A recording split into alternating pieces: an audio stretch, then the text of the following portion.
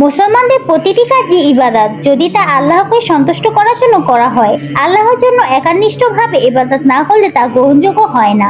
কাজে কেউ যদি রাসূল সাল্লাল্লাহু আলাইহি সাল্লামকে খুশি করার জন্য বা তার ভালোবাসা পাবার জন্য তার প্রতি দরুদ ও সালাম পাঠ করে, তবে তা ইবাদত হবে না। কেননা তিনি নিজেই আল্লাহর বান্দা, তিনি মাবুদ নন। তার উপর দরুদ ও সালাম পাঠ করতে হবে আল্লাহর সন্তুষ্টি লাভের নিয়তে, তবে তা ইবাদত হবে। কাউকে তার পীর সাহেব বলেছেন দৈনিক 13,000 বার সুবহানাল্লাহ পাঠ করলে জান্নাতে তার জন্য 13,000 বিশাল বৃক্ষ রোপণ করা হবে। এখন যদি ওই মুরিদ পীরের কথা মতো তা করে, তাহলে তা ইবাদত হবে না।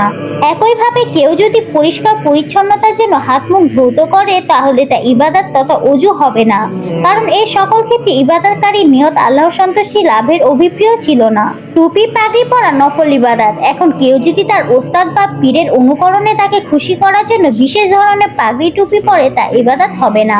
কোনো নারী যদি এইভাবে পর্দা করে যে বেপর্দা হলে লোকেরা মন্দ বলবে, কিংবা স্বামী মন খারাপ করবে, অথবা পীর সাহেব রাগ করবেন, তবে তা ইবাদত হবে না, যদিও পর্দা করা ফরজ ইবাদত।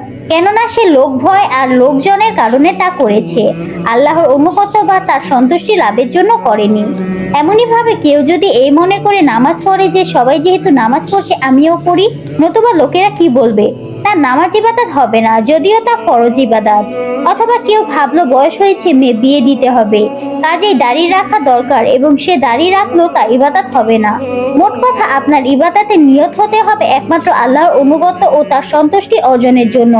আপনি যদি এরূপ ভাবেন যে আল্লাহ তাআলা বলেছেন নামাজ শেষে জীবিকার খোঁজে পৃথিবীতে বেরিয়ে পড়ো, তাই আপনি ধান কাটতে বেরিয়ে পড়লেন বা ব্যবসা যোগ দিলেন, অথবা আপনি যেই কাজ করেন তাতে যোগদান করলে আপনার কাজ ইবাদত হবে।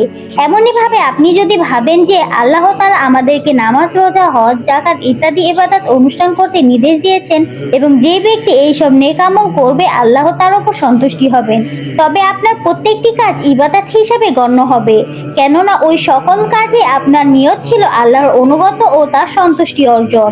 অর্থাৎ আর যারা একমাত্র আল্লাহর সন্তুষ্টি লাভের নিয়তে ইবাদত করে, তাদের ব্যাপারে মহান আল্লাহ তাআলা বলেছেন, আর তোমাদেরকে নির্দেশন প্রদান করা হয়েছিল একনিষ্ঠভাবে আল্লাহর ইবাদত করার জন্য, দিনকে একমাত্র তার জন্য স্থির করার জন্য, নামাজ কায়েম করা ও যাকাত প্রদানের জন্য। সূরা বাইনাহ আয়াত 5। আজ এই পর্যন্তই, দেখা হবে আগামী ভিডিওতে। ভিডিওটি কার কাছে কেমন লাগলো অবশ্যই কমেন্টে জানাবেন, আর ভালো লাগলে আমার চ্যানেলটিতে সাবস্ক্রাইব করে দেবেন এবং ফেসবুকে ফলো করতে ভুলবেন না। সবাই ভালো থাকবেন, ভালো রাখবেন। আল্লাহ হাফেজ।